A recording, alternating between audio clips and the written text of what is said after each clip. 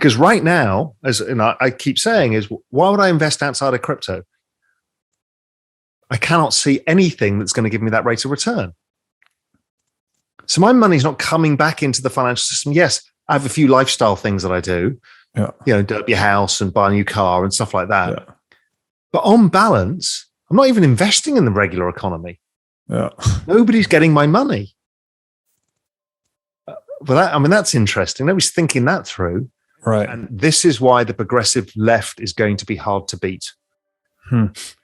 Because regardless of your political affiliation or your economic affiliation, it's populism. You've got 86 million millennials who are pissed at what's happened, and they tend to be more progressive in their attitude. Right. And they want the rights that their parents got, which is the rights of the American dream. The baby boomers never got it in the end. They kind of destroyed it all. Yeah. But so they are going to force, by voting power, progressive policies. And again, whether anybody likes it or not, because the nostalgia of the 1950s, of the current structure of the right, doesn't play to the young. Right. The 1950s is like talking about the 1920s boom time to you and I. It means nothing. Something we see in films or read in a book, like The Great Gatsby. Yeah. It doesn't mean anything. While the baby boomers, they were in their teens. It was Elvis Presley and rock and roll and the Beatles, and they want to go back to that. Of course they do. Everybody wants to go back to their teens, right? So I think that is likely to come, and I think that's the big fourth turning change that happens, that everybody shifts left. Let me ask you a question about this. So the metaverse, if this emerges in the way that you're describing, becomes something that's much more, let's call it mainstream, I guess, isn't this also simultaneously awakening people from the illusion of the nation state to a large extent? Because you're moving into this alternative reality that has its own money, has its own rules, has its own system.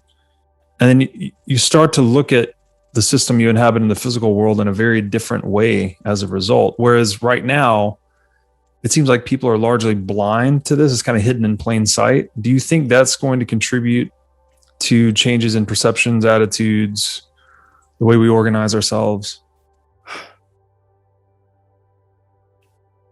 I think it's a layer on top of the nation state. The nation state ends up being your foundation layer, and you can move. And you'll be less nervous of moving, because that passport doesn't mean everything in the end. So I don't just think we'll think about it very differently. We'll think of, and you could see it forming online, particularly around crypto and NFTs and these communities, is people are forming communities of people. Right? Whatever that end state ends up being, irrelevant. The point being is this is where it's going, and fast. And I think you're right. How will people think about nation state? Can nation states survive in this? Right. Is Facebook the nation state? Right. Will Epic Games be the nation state? Are nation states distributed? Are they? I don't know, but it's fascinating and how are nation states when robots, or the kind of, you're heading towards a singularity, obviously, in all of this. Yeah. What is a nation state? He holds the power? I don't know. And there's a dystopian version of this, and there's a utopian version of this. Yeah. And humans will probably walk the middle line, as we always do. Yeah. And we'll flip between one and the other. But it's this period of the 20 years that I'm worried about. But the sooner we all start migrating, which you and I did a while ago, the easier it becomes to see that the emperor's got no clothing. The easier it is to realize, stop waiting for the big bang. Understand what the game is. The game is not what you want it to be. The game is what it is. And you have to play the game you're given. Well, too many people spend so long angry that the game is not being played as they want it to be.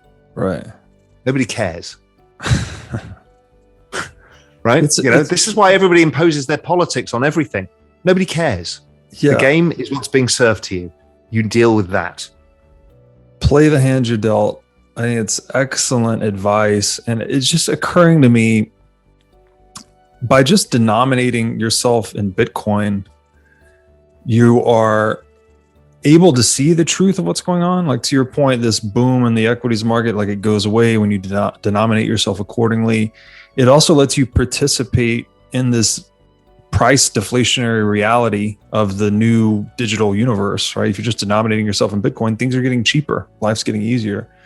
So it's funny to me, like, it really does seem like we've diverged from truth significantly with all these economic machinations. And now the digital world is just kind of throwing water over it. And it's like revealing truth again. Yeah, I think that's right. I'm not sure what a deflationary world does to other aspects of being a human. Mm-hmm. Because it almost stops all spending. Mm-hmm. Because your money becomes the savings, the asset now. Right. If your money is the asset, then you don't buy anything. You invest, maybe, right? So it'd be a trade-off from consumption to investment. Why invest if your money goes up? You don't do anything. Velocity of money could go to zero if you're not careful. That's the only thing I can't get my head around, is how do you stop velocity of money going to zero? Which is what happened in Japan. Yeah. So I guess the general theory in Bitcoin, at least, is that if it reaches a maturity, it's only appreciating whatever your number, 2-3% a year in tandem with global GDP or equivalent. And so you would want to invest to outperform that. Yeah. The problem is between here and there. Oh yeah. From here to there, it probably goes to zero and Bitcoin eats everything. And that's actually quite problematic. Because right now, as I keep saying, is why would I invest outside of crypto? I cannot see anything that's going to give me that rate of return. So my money's not coming back into the financial system. Yes, I have a few lifestyle things that I do. Yeah. Do up your house and buy a new car and stuff like that. Yeah. But on balance, I'm not even investing in the regular economy. Yeah. Nobody's getting my money. But that's interesting. Nobody's thinking that through. Right. What happens to all this capital that's sloshing around for, startups and everything else? Well, the exponential age does mean that there is a chance that stuff performs extraordinarily. All of these technologies, from genetic sciences to AI to space to all of this stuff, they're all network effect businesses and they're all gigantic. So there is a chance that you can still continue to earn supernormal profits that will at times compete with Bitcoin and will exceed it at certain points in time, and that's great. Mm-hmm. That drives innovation, but you're going to starve the capital to anywhere else, which is why the central bank keeps printing money, because somebody needs to provide capital to General Electric and AT&T. Right. I'm reminded of that quote. Humans have Paleolithic emotions, medieval institutions, and godlike technology. So that's why we're so damn confused. That's dead right. And I think the most profound thing I ever heard, and I'm still finding it more profound every time I look at it again, is Mark Andreessen, "Software is eating the world." Oh yeah. Yeah. That essay and just that phraseology, none of us realized. Right. None of us how big that statement was. Yeah. Because we're just, as we know, eating money with technology. And now look at what we're talking about. We're going to change everything. And that software completely changed everything. Because once you built the computational power, the software on top was the ability to use that power. Yes. Yeah. It's a brilliant point. I think, to echo what you said earlier, I think we're only, March 2020 really seemed to be the inflection point. Like, we thought digital technology had changed the world a lot up until that point, but I think now we're really at the beginning of this acceleration phase. And so if 2008 was the beginning of the acceleration phase for the digitization of money, mm-hmm. we need new money, right? Yeah. 2020 is like, we need a new world. Mm-hmm. That's how big a event I think it will be.